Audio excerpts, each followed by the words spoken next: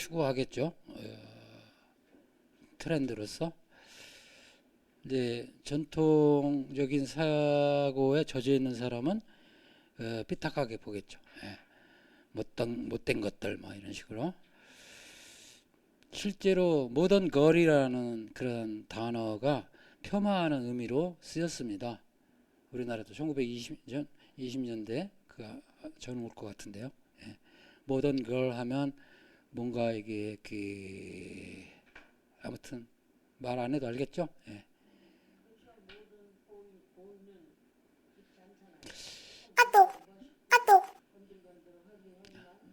그렇지는 않아요. 또 모던 보이 하면 그 남봉꾼, 그러니까 한량 아무것도 뭐 겉멋만 든 자식, 예. 머리 건달, 예. 멋쟁이라도 되는데, 음, 우리나라는 윤리적인 코드가 심한 것 같아. 사실 모더니티에 아까 충분히 이야기를 못 했는데 그 자세히 그 자료를 보시면 나올 거예요. 하버마스 같은 경우 미완의 기획이란 표현을 썼거든요. 모더니티가 어려운 단어인데 직역을 하자면 아직 완성되지 않은 기획. 그 이제 계몽이란 뜻이에요. 그러니까 우리가 추구해야 할 긍정적인 가치들의 집합이라고도 볼 수 있어요. 모더니티. 그런데 지금 부르주아 모더니티는 최소 비용으로 최대 효율을 얻고자 하는 그러한 그 영리 추구의 그러한 그 계산이 깔려 있죠. 그죠? 그렇기 때문에 어떤 맥락에서 모더니티를 쓰느냐에 따라서 여러 가지 그 상반된 그러한 이미지가 생길 수 있습니다. 그런데 흔히 놓치기 쉬운 게 바로 모던하면 현대. 그래, 현대가 어쩌는데? 과학기술 문명이 급속하게 발달하면서 생산력이 폭발적으로 증가하고 사람들 삶이 완전히 달라졌고 대도시 대중 뭐 알겠어. 그런데 그게 어쨌다는 거야. 그것만 있는 게 아니라 아까 참정권 이야기가 잠깐 나왔었는데요. 그것을 떠올려도 좋을 것 같고요. 이따 나올 텐데요. 우리나라의 모더니티는 언제 시작했는가? 저는 이거는 여러분들이 인정하셔야 돼요. 제 개인적인 의견입니다. 수은 최재우가 동학을 창명한 1860년이에요. 일부 학자들은 실학 사상이 이제 그러니까 그보다는 몇십 년 전이죠. 예, 실학을 들기도 하고 일부는 그로부터 얼마 뒤인 강화도 조약이나 이런 거 개화기를 들기도 합니다. 정치적으로는 대한제국을 선포한 고종 황제가 그때를 들기도 하고 그걸 기점으로 삼아요. 각각 의미들이 있는데요.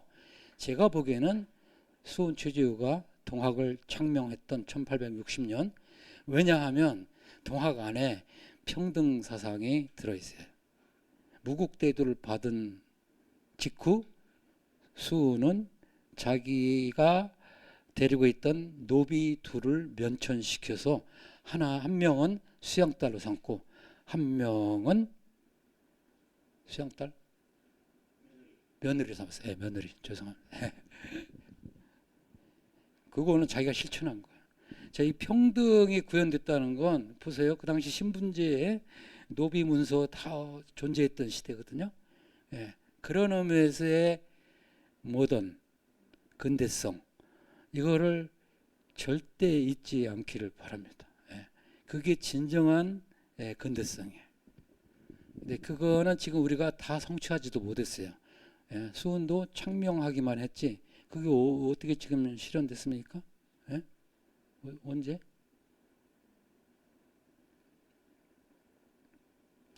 그 갑자기 김지영이라는 영화 생각나네. 1982년생 김지영. 별거 아니지만 그 영화가 왜 만들어지고 그런 거 한번 보세요. 그러면 우리나라가 6.25의 굴레를 벗어나지 못했구나.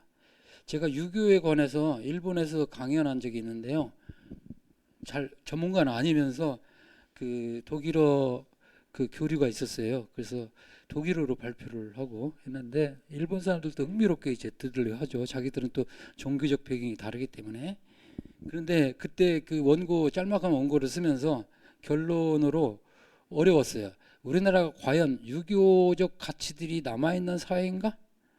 아니면 그런 것들은 이미 정말 껍데기일 뿐이고 다 그 혁파된 사회인가? 둘 다 맞아요. 둘 다. 젊은이들 유교 전혀 뭐 제가 옆에만 있어도 꼰대 쳐다보지도 않죠. 상대도 안 하고. 그래서 그 점에서는 굉장히 그 깨어 있는데 다른 한편으로 보면 또 유교적인 가치들이 사람들을 억누르고 있습니다. 물론 좋은 가치들도 있어요. 효라든지 부모를 그 생각하는 거 이런 것들은 서양 사람들이 오히려 배워야 할 그런 좋은 덕목인 건 사실인데요. 어쨌든 모더니티에서 우리가 이 경제적, 정치적 이런 상황만 보지 마시고요. 그 지정학적인 상황의 혁명적인 변화만 보지 마시고 지금 말씀드린 자유, 평등 이런 것들이 어떻게 구현되고 있는가. 그러면 민주주의가 분명히 들어가게 되죠. 그래서 동학 그때 그 신원운동, 교조 신원운동에서 보니까 와 이미 그러니까 전봉주를 비롯해서 동학혁명이 나기 직전이에요. 이미 그 충청남도 보은 지표에서 수만 명의 동학교도들이 모이는데 이게 의관을 딱 차려있고 그것도 지시를 받았어요. 최시영의 이대 교수. 뭐냐면 깔끔하게 인상을 좋게 하라. 그래서 그때 그 지역별로 깃발을 세워놓고 회의를 가졌어요. 그걸 그 당시 파견된 그 안핵상과 어연중이 보고한 장계에 들어있습니다. 이들은 민회를 열고 있다. 국민민자에다가 회예요. 오늘날 말로 국회입니다. 우리나라 최초의 국회가 이미 지역 단위로 그러니까 지방자치적인 그런 차원에서 이미 1880년대에 이루어졌다는 거죠. 나는 그걸 보고 내가 레포트도 썼거든요. 종합대학원에서. 우리나라 최초의 민주주의 형태가 거기서 드러난다. 국민들이 자기의 주권을 행사하는 거죠. 그래서 이야기가 좀 길었는데요. 그러니까 시간이 되면 여러분들 관심 있으면 찾아보시면 좋겠습니다. 자, 모더니즘의 출현 시기 읽어볼게요. 사람들은 제2차 세계대전이 끝나고 어느 시기에 새로운 유형의 사회, 후기 산업사회라고도 하고 다국적 자본주의, 소비사회, 미디어 사회 등의 여러 가지로 불리는 데가 도래하기 시작했다는 공통된 느낌을 갖게 되었다. 새로운 유형의 소비가 나타났다.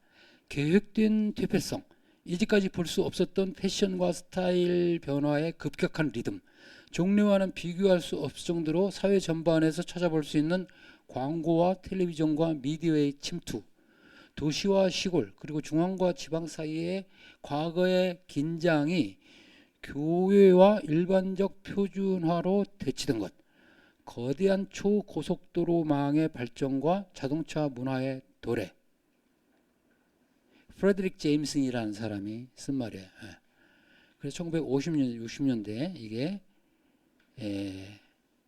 이런 현상이 나타납니다. 또 이러한 모든 것들이 본격적인 모더니즘이 아직 지하 세력이었던 과거 전쟁 전 2차 세계대전 사회와는 급진적 단절을 보여주는 특징들 중 일부에 해당된다. 나는 포스트 모더니즘의 출현이 후기 자본주의나 소비 자본주의 혹은 다국적 자본주의 이러한 새로운 시기의 출현과 밀접한 관련이 있다고 믿는다. 제임슨의 포스트 모더니즘과 소비사회는 우리가 한 꼭지로 다루게 됩니다. 요컨대 포스트 모더니즘은 1950년대 이래 2차 세계대전이 끝나고 그 자본주의적 생산 방식의 일정한 궤도에 오르면서 중산층이 두터워지고 중산층 미들브라우라는 건데 미들브라우가 두터워지고 사회 구조가 이전과는 다르게 변했음을 표현하는 문화 개념이다.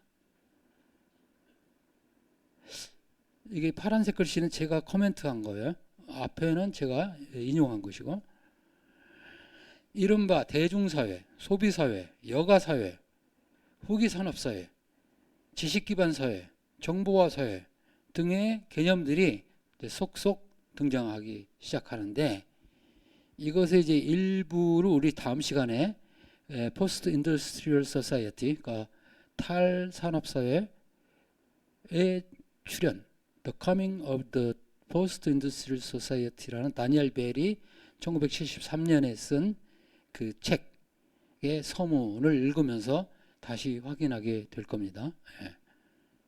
여기서 빠져 있는데 소비 사회에서도 암시되고 있는데 2차 산업, 그러니까 2차 산업, 1차 산업이 농업이고 2차 산업이 제조업, 3차 산업이 서비스업이잖아요. 3차 산업의 비중이 비대하게 커져요. 갑자기. 예. 3차 산업. 이것도 지금 포스트 모던 사회의 특징 중에 하나죠. 이게 이제 1950년, 그러니까 포스트 모던이란 단어는 이미 예전에 있긴 있었는데 포스트 모더니즘하고 이름 붙인 건 1950년대 이때다. 예. 그때 중산층이 두터워졌고 소비가 일단 일종의 미덕이 되는 그런 사회. 물론 그 전에도 소비는 있었어요. 하지만 주로 생산 그 측면에서 노동을 바라봤다는 이제는 소비가 중요해진. 그래서 그 마르크스의 그 이야기가 폐기된 건 아니고 그게 보완되면서 컨슈머 소사이어티, 소비사회라는 단어가 갑자기 부상하게 돼요. 그게 이제 서서히 이제 1950년대 이후로 부상했는데 1970년에 우리가 한 꼭지 또 다루게 될 장 보드리아르가 소비사회라는 책을 냅니다. 그래서 소비사회의 모습, 우리가 지금 소비사회에 살고 있잖아요. 이것이 그 예전에도 물론 소비는 했는데 우리가 컨슈머 소사이어티라고 불렀을 때는 좀 뭔가 구조가 달라지거든요. 예. 예를 들어 돈이 없더라도 크레딧 카드로 먼저 그런 단어들이 있어요. Fly now, pay later. 지금 날아가, 비행기 타고 여행 가. 그리고 지불은 나중에 해도 돼. 이런 것들이 구호가 돼가지고 여가 사회를 막 충동질하는 거죠. 이런 것들이 1950년대에 급격하게 이제 나타나기 시작해요. 그 다음에 이 보나벤처 호텔, 이거는 이제 아까 말한 프레드릭 제임슨이 포스트 모더니즘과 소비사회에서 인용한 건축물인데요. 실제로 있는 미국 로스앤젤레스에 있는 건축물이에요. 웨스틴 보나벤처 호텔인데요. 이 건축물을 묘사하고 있어요. 근데 여러 가지 특징이 있지만 하나만 제가 지적할게요. 여기 입구가 어딘지를 찾기 어려워요. 그리고 이제 들어가면요. 그 안에 한마디로 미로 구조라고 보시면 돼요. 미로 구조. 그래서 못 찾아요. 못 빠져나오고. 근데 이게 포스트 모던 건축이 1950년대, 60년대에 번성하기 시작하고 찰스 쟁크스라는 사람이 있어요. 그건 제가 어딘가에 썼을 텐데요. 찰스 쟁크스의 그 포스트 모던 예술인가? 그런 얄팍한 책이 있어요. 그걸 권해요. 왜냐하면 건축 예술 분야에서 제일 먼저 포스트 모던 현상이 나타납니다. 하지만 본격적으로 출현하는 것은 포스트 모던 소비 사회에서 나타나고, 그런데 이미 예술에서 포스트 모던이란 말들이 퍼지기 시작해요. 근데 그 구조, 그 중에 하나가 그 미로 구조예요. 그러니까 미로라는 건 옛날을 고대나 중세를 떠올리잖아요. 예. 자, 보세요. 모던하면 효율성, 합리성, 질서. 그러니까 이 건축물은 모던해요. 사각형으로 되어 있잖아요. 근데 포스트 모던이 되면 이게 원형이 되거나 타원형이 되거나, 그럼 요 옆에 있는 63빌딩은 모던 건축일까 포스트 모던 건축일까? 맞춰보세요. 둘 다예요. 예. 둘 다. 그러니까 그 합리성의 기준으로 지어졌지만 곡선이고 이상한 형태로 되어 있잖아요. 예. 그 건축물도 보면 이 사각 기둥이 아니라 원 기둥을 쓰면요 중세가 다시 돌아온 것 같은. 그래서 그런 것들을 그 건축가들이 이제 설계를 하거나 그런 것들을 사람들이 선호하기 시작해요. 예. 예.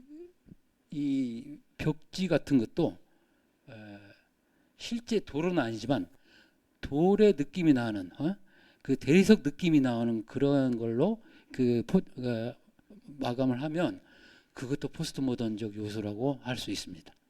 즉 포스트 모던은 모던적인 것에 대한 반발이잖아요. 그래서 모던적인 게 뭐냐? 효율성, 합리성 이런 것들, 질서, 모든 게 사각형이니까 그런 것에 대한 반발이 건축 분야에서 나타나는데 찰스 앵스가 그런 쪽을 세심하게 들여다봐 가지고 열화당에서 나온 얄팍한 책이 있어요. 그래서 난 흥미롭게 읽었습니다. 그걸 지금은 당연히 구할 수 없죠. 그러면 어떻게 하는가? 중고책. 열화당에서 나온 포스트모던 예술이라는. 여기 검색이 됩니까? 시간이 걸려서. 나중에 그건 우리 단톡방에서 설명 드릴게요. 제가 어딘가 썼어요 안에.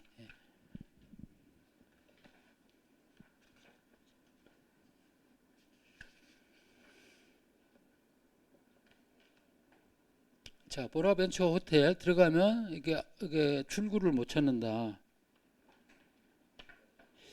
자, 이런 게 그 안에 보면 사람 거주하기만 하는 게 아니라 뭐 여러 가지 간이 뭐 편의점도 있고 뭐 여러 가지 또 물건 사는 데도 있고 할 거 아니에요. 백화점은 더한데요. 뭐냐면 백화점이 소비 사회의 상징이잖아요. 그 들어가서 못 나오면 어떻게 돼요? 계속 맴돌면서 아이 쇼핑이라도 하게 되거든요. 그래서 백화점의 특징이 뭐냐? 창문이 없어요. 그 다음에 그 안에 시계가 없어요. 한번 확인해 보세요. 그런 것들은 그 리얼한 세계, 실제의 세계를 자꾸 연상시키기 때문에 그걸 차단시키고 그 안에서는 끊임없이 흐느적거리는 음악이 쫙 흐르면서 여러분들 기분 좋게 만듭니다. 얼러주는. 그런 모습들을 장 보드리아르가 소비사회에서 쓰고 있어요. 사람들을 소비로 계속 밀어붙이는 거예요. 그러니까 어떤 마법 같은 거죠. 그러니까 백화점에 가면 내가 물건을 안 사더라도 괜히 배부른 것 같은, 내가 든든하게 먹은 것 같은 그 풍요를 나누어 가는 듯한 그런 착각, 그거를 준다는 거예요. 단 뺏어가기 위해서 주는 거죠. 뺏어가기 위해서. 여러분도 경품 그것도 마찬가지요. 막 주는데 거저 주는 거야. 좋아서 나중에 계산해 보면 다 그 이상으로 빼내가죠. 소비사회의 전략이죠. 그래서 프레드릭 제임스는 포스트 모더니즘을 한마디로 후기 자본주의 소비사회의 문화 논리다. 소비사회의 문화 논리다. 컨슈머 소사이어티의 로직 오브 컬처, 그렇게 말을 합니다. 그래서 보나번츠 호텔도 그런 식으로 이게 몇 층에 있는지도 구별 못하게 하고 막 정신이 그러니까 좌표를 읽을 수가 없게 일부러 그렇게 만들었고, 밖에서 보면 이렇게 반사해가지고요 안을 들여다볼 수가 없어요. 이 유리창도 보면 그대로 밖을 반사하고 있을 뿐이에요. 근데 이런 것들을 세세하게 분석을 해요. 이게 포스트 모던 건축이다. 그래서 미리 좀 앞길에서 말씀드리자면 이 예술 분야에서는 이게 물론 이제 소비와 연결되기 때문에 또 이제 계산이 들어간 건데, 순수한 예술 내지는 순수한 문학 분야에서 포스트 모더니즘은 제가 보기에는 혁신적인 발전인 것 같아요. 그 전까지는 없었던 그러한 새로운 기법들이 막 나타나거든요. 물론 모던 시대만 하더라도 굉장히 혁명적이었어요. 의식의 흐름이다. 뭐 제임스 조이스, 자동기술법, 초현실주의. 그래서 막 그 드라마도 완전히 뭐 그 서사극이라든지 전에 없었던 형식들이 이제, 왜냐하면 이제 더 이상 옛날 이게 형식이 맞지 않는 거예요. 기승전결 이게 안 맞아요. 그러니까 벌써 이제 기승전결에서 결이 먼저 나오고 막 장면을 몇 개 바꿔도 되고 이걸 이제 열린 형식이라고 하는데요. 드라마에서도 이런 형식들이 이제 실험되기 시작한 게 19세기 중반부터예요. 그래서 그 브레이시티의 서사극 에픽시어스는 그 중에 하나일 뿐이고요. 그러니까 연기를 하다가 갑자기 배우가 자기를 소개해. 저는 사천에서 온 쉔테라는 여인입니다. 예, 제 나이는 몇이고 지금 이런 담배 가게를 하고 있습니다. 예. 그리고 연극 다 끝나고 나서 여러분들은 어떻게 보셨나요? 연극을 이렇게 말을 걸고 막 플래카드를 들고 다니고요. 그래서 서사적인 요소가 집중적으로 침투하니까 장르의 파괴가 일어나죠. 그게 전통적인 연극, 아리스토텔레스적인 연극의 시점에서 봤을 때는 이건 연극이 아닌 거야. 어떻게 저기 서사 장르하고 드라마 장르가 섞여? 예. 근데 지금 우리는 익숙해졌거든요. 익숙해졌는데 그게 처음 나타났을 때는 혁명적이었죠. 그래서 그런 것 형식 실험이 아까 그 모더니즘 예술을 이야기했는데 문학에서도 여러 실험들이 나타나고 드라마에서도 나타나게 됩니다. 그건 다시 강조하자면 시대의 변화에 맞는 새로운 그러니까 변화된 시대의 감각에 어울리는 언어, 랭귀지를 발견하려는 노력이에요. 그래서 문학 분야에서는 보르헤스 이것도 한번 다루는데 제일 먼저 그걸 실험하게 됩니다. 벌써 1930년대. 그래서 보르헤스의 서사 방식은 포스트 모던 글쓰기의 원조예요. 예. 거기 보면 탐정 소설적인 구조 그리고 계속 우리 의표를 찌르는 막 바꾸기 하고요. 여기 우리가 다루게 될 이제 단편 중에 하나는 그 돈키호테의 저자 피에르 메나르입니다. 돈키호테 저자는 세르반테스잖아. 근데 세르반테스의 그 소설 이후 300년 지난 뒤에 피에르 메나르라는 그 스페인 사람이 아니라 프랑스 사람이요. 그 사람이 그걸 다시 쓰기를 하는 거야. 근데 토시 하나 안 틀리고 똑같이 나와요. 근데 완전히 생산적인 글이에요. 이게 정말 그 기가 막히죠. 어떻게 똑같이 썼는데 그게 새로운 것인가 그걸 설명하고 있어요. 그래서 보레스가 그렇게 혁신적인 실험들을 하는데요. 그런 것들이 포스트 모던 서사 기법의 대표예요. 그래서 제일 먼저 문학에서 나타난 것 같고 찰스 쟁스가 썼듯이 이게 건축 이런 분야에서는 1950년대에 나타난 것 같고요. 그다음 본격적인 이제 소비 사회의 이게 패턴으로 이게 포스트 모던이 쓰였을 때는 그때는 이제 한참 뒤 1970년대 그 소비 사회라는 책을 냈을 때 그 무렵이죠. 그러니까 시작은 1950, 60년대이긴 하지만요. 그다음에 이거는 그냥 다 읽지 않고 여러분들 한번 아니 읽어도 되겠다. 우리는 과거 역사를 바라볼 때 은연중에 우리가 살고 있는 현재를 우월한 위치에 놓고 지나간 것을 낡은 것, 열등한 것, 극복된 것으로 단순히 폄하하는 경향이 있습니다. 또한 다가올 미래에 별다른 관심이 없기도 합니다. 물론 이와는 반대로 현재의 상태가 암울할 때 과거를 미화하기도 합니다. 여기서 가장 중요한 게 과거보다 우리가 우월하다는 느낌이 있어요. 근데 여러분들 이나 이런 모든 것들이 이미 다 대개는 발견된 것들이에요. 그리고 하나 추가하고 싶은 것은 인간 호모사피엔스가 이렇게 영악해진 적이 없다? 천만에 파라오 시대 이전에 이미 선사 시대에 사람들이 영악하기 짝이 없어요. 왜냐하면 그때 그 쓰였던 파피루스 같은 거 발견해서 그걸 해독을 이집트 상형 문자를 해독해 보면 거기에 지독한 음모와 음해와 이런 것들이 페이크 뉴스가 가득합니다. 그래서 인간이 부정적으로 이게 진화한 것도 최근의 일이 아니에요. 이미. 그런데 이 공동체를 이루고 그럼에도 불구하고 이게 살고 있다는 것 자체 기적입니다. 기적. 그래서 어떻게 해서 이게 가능한가. 이걸 한번 생각해 보시기 바랍니다. 게다가 민주주의를 일궈 가잖아요. 그죠? 물론 기후위기 같은 건 아직 극복을 못했지만 두고 봐야겠지만 자멸할지 멸종할지 정말 걱정스러운데, 다른 한편으로 긍정적으로 보자면 인간이 그 공동체를 이루어왔다는 거, 서로 죽고 죽이고 다 이게 폭파한 거 아니라 살고 있잖아요. 그래서 그런 걸 보면, 물론 전쟁은 계속 있습니다. 그래서 그런 걸 보면 참 이게 단순하게 생각할 게 아닌 것 같아. 그게 희망이죠, 희망.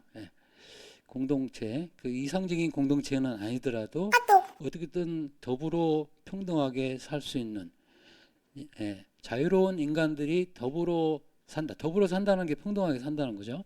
그러한 사회를 이루는 것이 대의라는 것, 중요하다는 걸 다 깨닫고 있어요. 다 깨닫고 있는데 누구는 계엄을 또 선포하죠.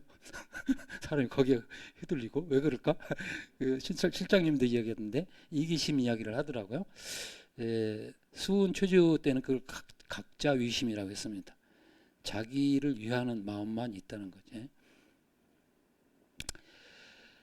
자, 그 다음, 그러나 무엇보다 가장 일반화된 것은 역시 지나간 것을 무지와 억압과 실책과 부자유의 틀에 갇힌 시대로 평가절하하고, 현재를, 우리가 사는 현재를 그로부터 벗어난 시대, 더 현명해지고 자유로워지고 정상화된 시대로 상정하는 습관이 있어요.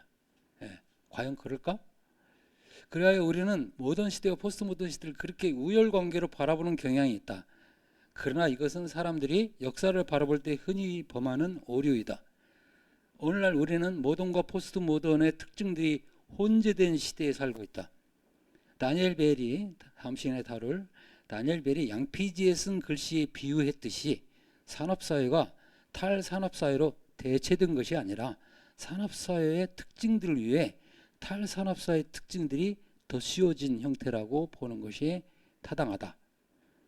그래서 이거 포스트 모던 특징을 프레드릭 제임스는 우세종이라고 표현했습니다. 그러니까 전에는 우세종이 모더니즘이었다면 지금은 포스트 모더니즘이 우세종이 되고, 하지만 모더니즘은 사라지지 않고 열세종이 된 거죠. 그런 식으로 봐야지 하나가 다른 것을 대체하는 그러한 구조는 아니다. 그런 구조는 아니다. 그런 말을 합니다. 자, 한국에서 근대는 언제 시작했나? 아까 말씀드렸습니다. 실학운동이냐, 아니면 개화기냐, 아니면 여기는 안 썼지만 대한제국이 선포된 시점이냐. 하지만 저는 동학을 창동한 그때였다. 그러니까 사람들이 전국에서 구름같이 모여들었죠. 그때 사람들이 찌들 대로 찌들었어요. 밀란의 시대입니다. 19세기는 한마디로 밀란의 시대예요. 여러분들이 지금 어떻게 보세요? 19세기 외세 침탈을 받았죠. 나중에는 이제 점령까지 당했는데, 그거는 그거고, 이게 외세가 막 쳐들어오는 시대인데, 우리나라 자체는 뭐 삼정의 문란이다 뭐다 해가지고 유교 성리학의 그 가르침 아래 그 사대부들이 무슨 정치라고 하죠? 자기들이 가문의 그 실권을 계속 확장시키가는 그 민씨 일가라든지 그런 걸 세도 정치가 흥행하고, 세금을 막 갈취해가고, 가렴 주고 하고, 그래서 못 살겠다, 이렇게 살 바에야 죽는 게 낫다 해서 들고 일어난 게 그렇죠, 농민혁명이죠. 동학혁명인데, 그 전에 이미 밀란의 시대, 영화로도 많이 나와 있습니다. 군도 같은 거 보세요. 뭐 영화 있죠. 밀란의 시대. 그 정도로 다 고해를 다 빨아먹었어요. 그러니까 사람들이 못 참겠다. 그때 이 가르침을 오니까 사람들이 확 뜬 거죠. 하지만 혁명하라고 가르침 준 게 아니에요. 영성을 되찾아라. 네가 회복해라. 하늘님을 회복해라. 그런 거였습니다. 가급적 제가 동학 이야기를 안 하겠습니다. 제가 특정 종교를 적어가는 것 같은데, 저는 종교로 보기 전에 저는 일단은 그러한 그 가르침, 그러니까 유림에서 그런 사람이 나왔다. 그래서 역사적인 차원에서 주목할 필요가 있다. 이런 차원으로 이해해 주시면 고맙겠습니다. 동학은 반봉건, 반외세를 추구한 농민운동으로 이어졌다. 이후 근대화는 일제강점기에 파행적으로 이루어진다. 한국인에게는 근대화보다 식민지 상태를 벗어나 독립을 쟁취하는 것이 더 시급한 과제였다. 3.1운동을 촉발한 독립선언문의 민족대표 손병희 주축으로 천도교에서 펼친 문명개화운동이 근대화운동이었다. 그러나 해방 이후 이 근대화운동이 자세히 살펴보면 기가 막혀요. 농민운동, 여성운동, 문학운동, 청소년운동. 여러분들 방정환, 소파 방정환 이때 나왔어요. 예. 천도교 대교당에서 결혼했고요. 예. 방정환이 바로 천도교인이었습니다. 예. 동학을 이제 천도교 이름을 바꾼 게 손병인데요. 예. 그리고 개벽이라는 잡지 들어보셨어요? 동학의 용어거든요. 개벽 잡지는 유수한 문인들이 그 작품을 낸대요. 그거를 천도교에서 플랫폼을 만들어준 거예요. 예. 그리고 우리나라 최초의 무슨 뭐 잘 모르겠지만 무슨 야구단 무슨 이런 거 스포츠 같은 것도 천도교에서 처음 시작했더라고요. 그 여성이라는 잡지도 천도교에서 처음 나왔어요. 제목이 여성. 예. 그래서 농민들을 교화하고 이런 거 계몽하는 그런 운동도 활발하게 이루어졌고요. 그래서 20세기 초에 천도교인의 숫자가 300만 명으로 주장합니다. 그때 불교도가 기독교도 각각 한 25만 명 정도밖에 안 됐던. 그러다가 확 쪼그라들었죠. 왜 그러는지는 이제 저도 연구하고 있습니다. 아마 미군이 들어온 것과 많이 연관이 될 거예요. 그 다음에 미군 정치하에서 일제청산이 무산되고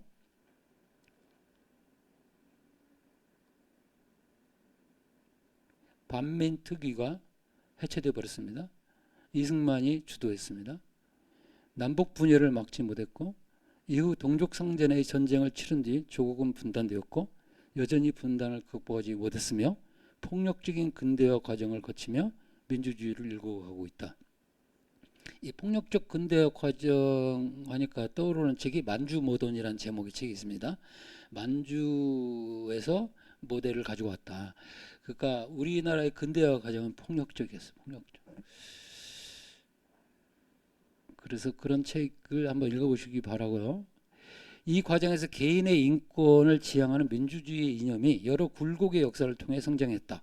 그러나 그 민주주의가 민족적 정체성 및 승자독식 자본주의의 합리성과 교차하면서 갈등은 계속되고 있다.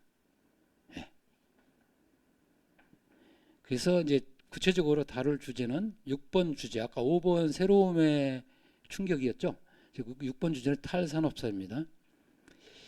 이게 이제 포스트 인더스트리얼 소사이어티 다니엘 벨이라는 사회학자가 진단을 했는데 놀라운 거예요. 1970년대 초에 이미 오늘날 이미 그 현실이 된 그러한 경향들을 다 파악하고 있었던 거예요. 그다음에 두 번째가 포스트 모더니즘 어떻게 볼 것인가 라는 비디오인데요. KBS에서 비판적인 의도로 제작한 것입니다. 이거를 보면 각 예술 분야, 문학 분야에서 나타난 포스트 모던 경향, 이게 1992년에 제작됐잖아요. 그 무렵에 포스트 모던이 우리나라에 쓰나미처럼 밀려 들어오는 시대였어요. 음악계에서는 서태지가 등장한 시대입니다. 서태지. 이때가. 그래서 대중문화 시대가 확 개화하기 시작한. 그러면 이 이전에는 무슨 시대였는가? 민중문학 담론이 활발했어요.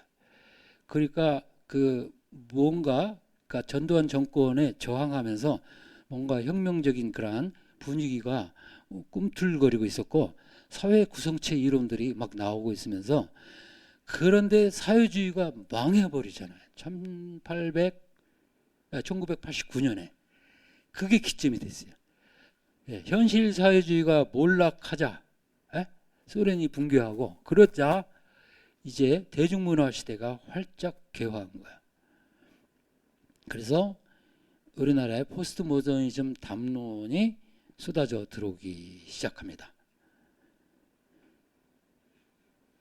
그거를 이제 조명하고 있어요. 그래서 이 기획을 볼 거고요. 이 프로를 거기 이제 제가 이거 어떤 영상을 가지면 좋을까 해서 The Name of the Rose 해가지고 장미의 이름이라는 움베르토 에코의 소설을 아십니까?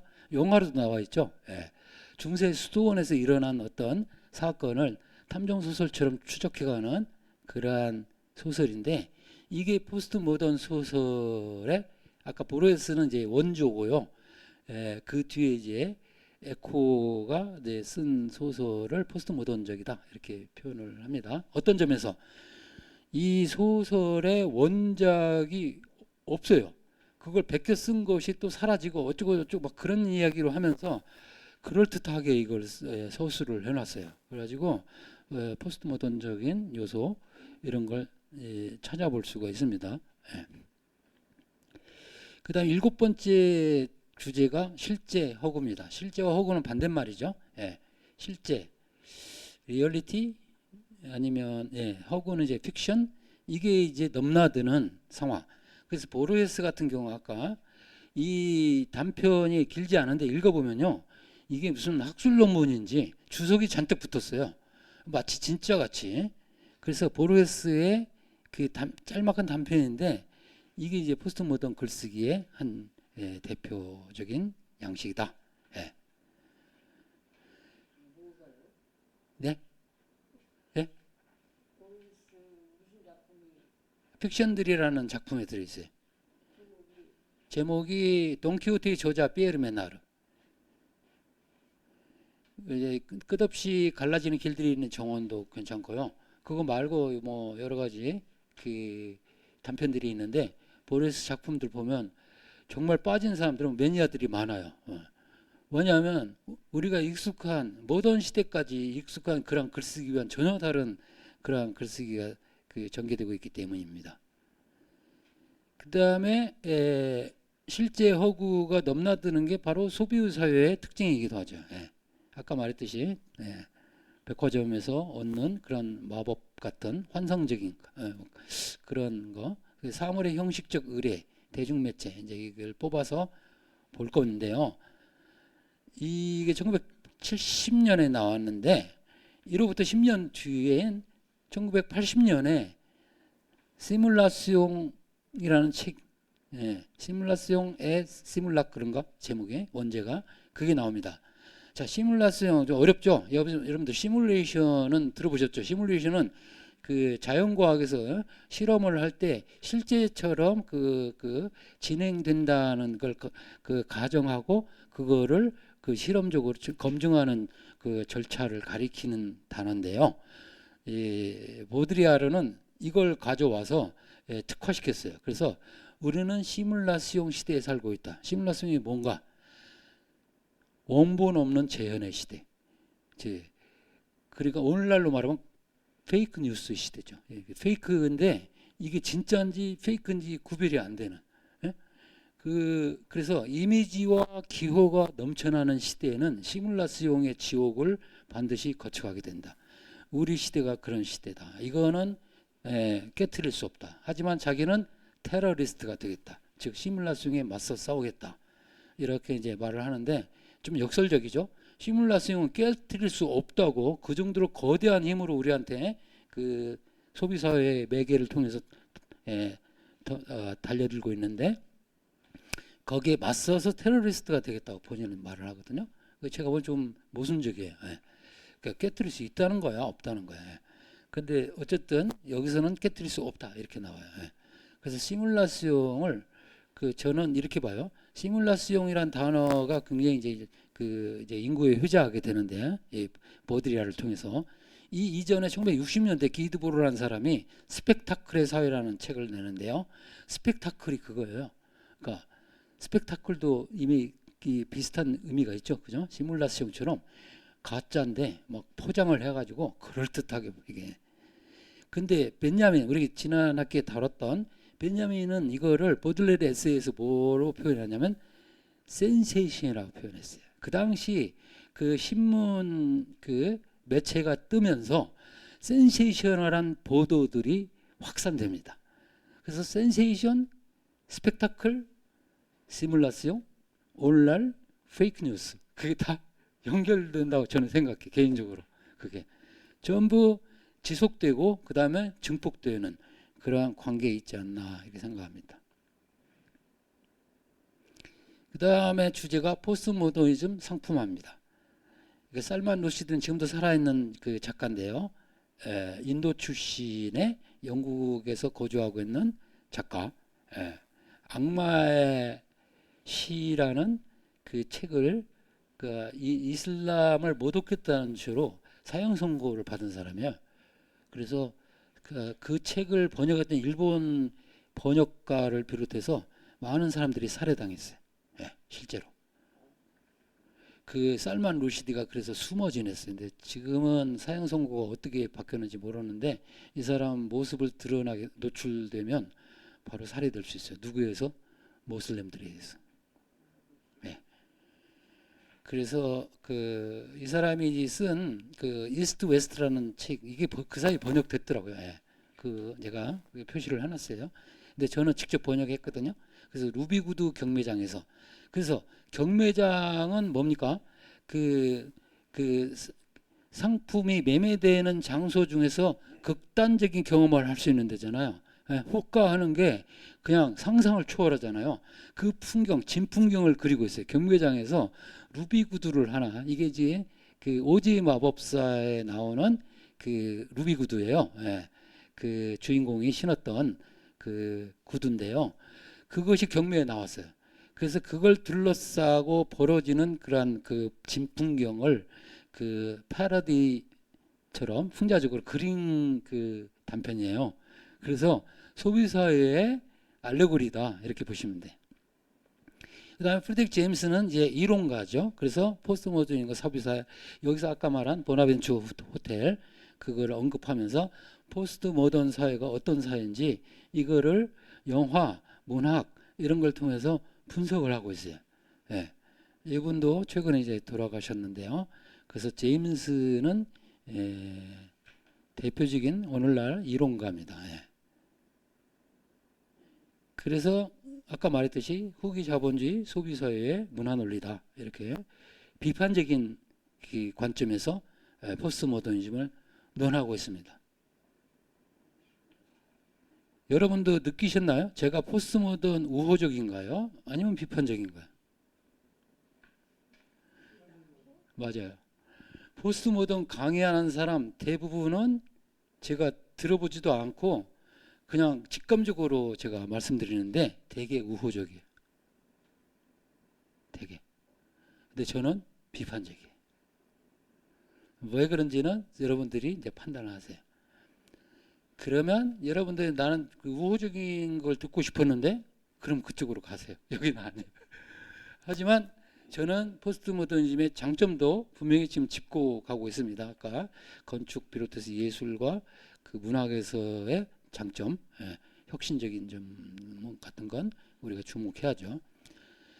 이제 그 다음 꼭지는 이제 현대, 탈현대를 지나서 오늘날 사회입니다. 그래서 오늘날 사회를 논한 당연히 오늘날 이론이죠. 지그문트 바우만은 사회학자예요.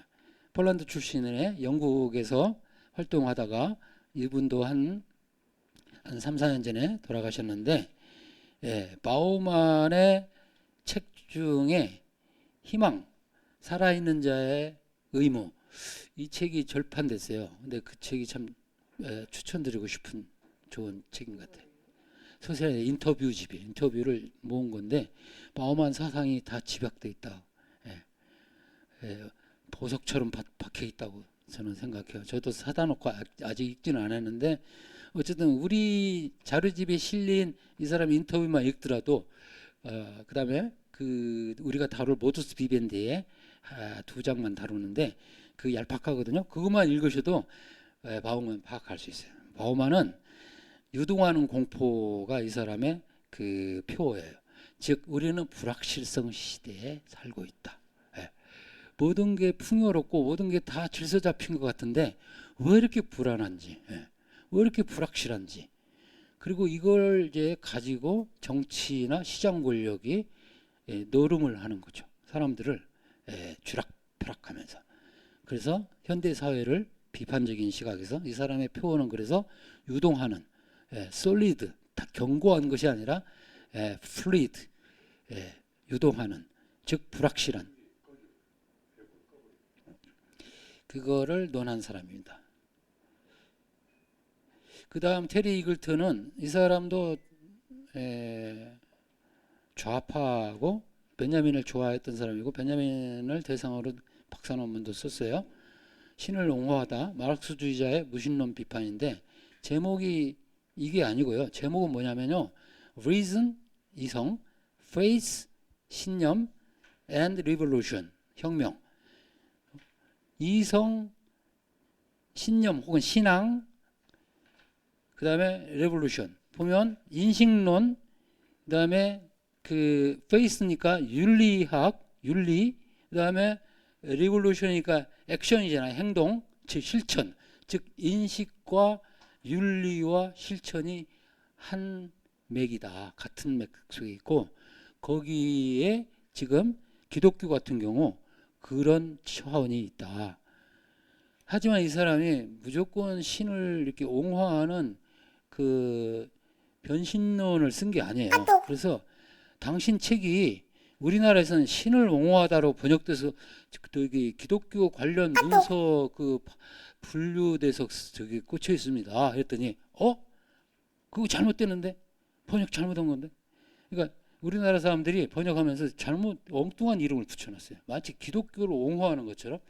기독교를 옹호하는 측면이 있지만 이 사람의 핵심 태제는 지금 말했듯이 과학주의자들이 그 종교를 비판하는 게 있잖아요. 그 이기적 유전자나 이런 거, 도킨스 들어보셨죠? 그 다음에 크리스토퍼 히친스, 리처드 도킨스, 이런 사람들이 과학주의적인 편벽된 시각을 가지고 종교와 신앙을 폄하하는데 맞서가지고 그걸 종교의 정당성을 지금 옹호하려고 쓴 거예요.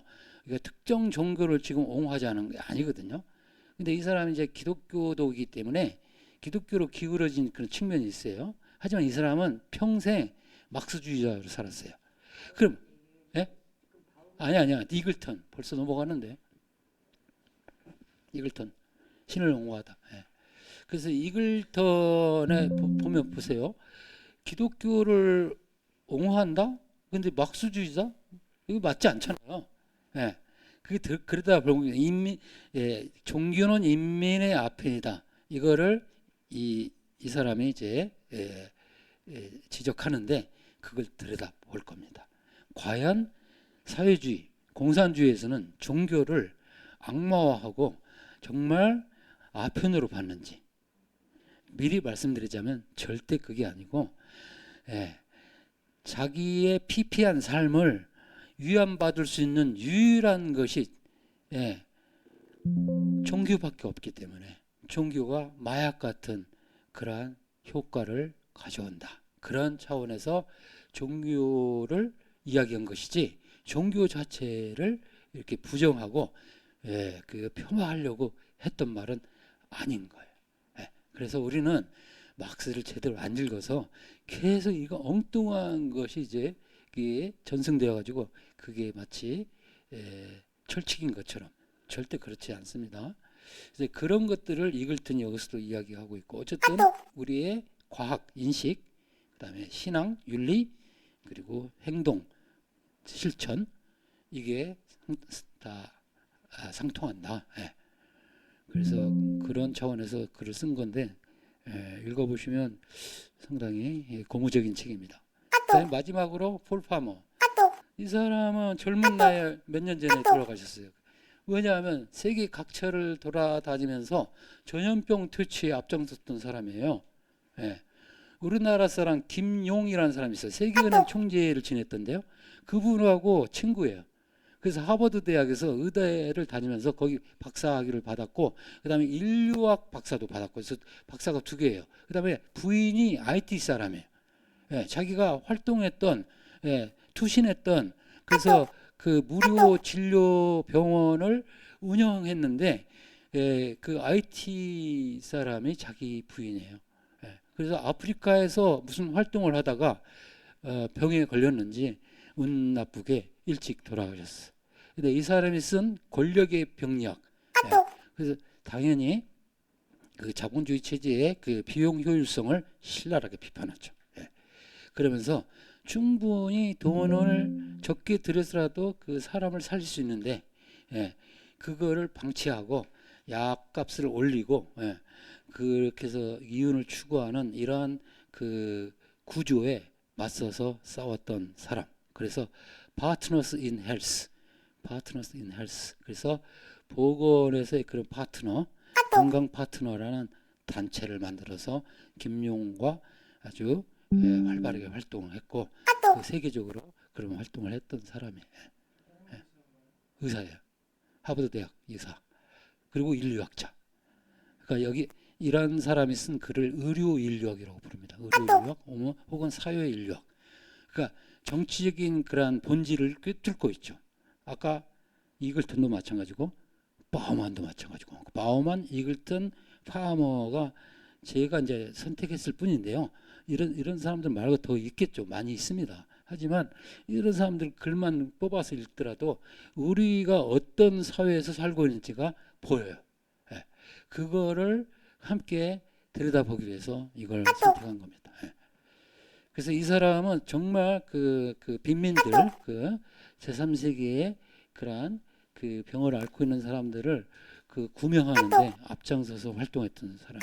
근데 그러다가 말라리아는지 어디 아무튼 병에 걸려가지고 갑자기 가셨어요. 인류 역사를 보면 탐욕스러운 사람들이 자식들을 많이 낳아가지고 그 사람들이 지금 지구를 더 뒤덮고 있고, 이 공부나 이렇게 그런 헌신에 매달렸던 사람들은 결혼할 틈도 없었고, 예, 자식 낳을 시간도 없어가지고 그 사람들은 열성이 돼가지고 다 죽어버렸어요. 예. 이런 사람들한테 한 300살 수명을 줘도 지금 아깝지 않잖아요. 근데 그냥, 예, 막스도 그래서 자기 자식들이 굶어 죽었어요. 막스. 예. 모르겠어요. 이게 이론이 얼마나 타당한지 모르겠지만, 그래서 호모사피엔스의 역사는 발전의 역사가 아니라 퇴보의 역사이기도 하다. 왜냐하면 엉뚱한 사람들, 정말 없어져야 할 사람들이 계속 아이를 낳아야 할 사람들이 죽어버렸어. 그래서 이게 지금 멸종위기, 희귀종입니다. 근데 여러분들은 그나마 이 책이 지금 남아있고 이렇게 가르침이 책을 통해서 이렇게 전달이 되니까 또 이런 걸 이어받을 수 있어 얼마나 좋습니까? 그래서 다행이라고 생각합니다. 오늘 이 정도로 해서 앞으로 다룰 이번 학기에 다루니까 6번에서 10번까지를 이번 학기에 다룹니다. 6번에서 10번까지. 1번에서 5번은 작년에 다뤘고요. 그래서 탈현대 플러스 컨템포러리. 그러니까 포스트 모던 플러스 컨템포러리. 그래서 컨템포러리는 3개, 그 이전에 또는 이제 포스트 모던, 이거를 다룰 것이고, 일단 다음 시간에는 탈산업사회의 특징들, 다니엘 벨이 썼던 1973년에 썼던 그 The Coming of the First Industrial Society를 들여다보겠습니다. 제가 그 공들여서 만들었기 때문에 자료집에 어지간한 중요한 정보들은 다 들어있거든요. 그래서 읽어보시고, 본문은 강의 자료집에 있어요. 본문. 여러분들이 강의 자료집을 안 사도 되는데요. 그건 내가 기생충이라는 영화를 꼭 봐야 하는데 시간도 없고 돈도 비싸니까 그냥 그 리뷰로 그냥 대체하는, 영화 평론가, 그 잘하는 사람 있잖아. 그 사람 말 들으면 다 돼. 아니면 트레일러로 그냥 보는 거예요. 트레일러로 3분짜리로 소화하는 건데, 잘 생각해 보세요. 텍스트를 깊이 들어가면 진국을 느낄 수 있어요. 근데 겉만 보면 아는 것 같은데 금방 또 사라집니다. 흩어집니다. 그래서 어떻게든 가능하면 사서 보시고요. 그리고 수업은 빠지지 않는 게 좋아요. 그냥 요새 지금 포스트 모던 사회의 특징 중에 하나가요. 변심이에요. 변심의 시대. 이럴까 저럴까, 이거 살까 저거 살까 말까, 그냥 반납할까 막 처리할까 막. 이것도 그렇게 만들어요. 이 사회가. 그래서 초지일관을 좀 하십시오. 이게 선택했으면 묵직하게 어렵더라도 그냥 그래서 얻는 게 있겠지 하고 밀고 나가야지. 그냥 어렵다 뭐 어쩌다 막 하면서 그러면 그게 뭡니까? 죄송합니다. 저는 그렇게 생각해요. 그래서 조금 진득하게 결석 가능한 하지 마시고요. 투자해 주시면 얻어가는 게 있을 겁니다. 감사합니다. 오늘 수업 여기서 마칩니다.